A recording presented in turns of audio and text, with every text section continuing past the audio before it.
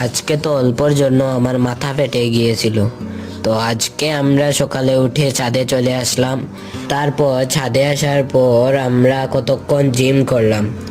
Gym করার সময় হঠাৎ একটা আওয়াজ শুনলাম।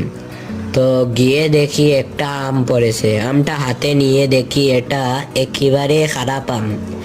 তো এটা আমরা আবার ফেলে দিলাম। তারপর মন খারাপ করে আমরা নিচে চলে আসলাম। তো নিচে আসার পর দেখি ক্রিকেট খেলা চলতেছে।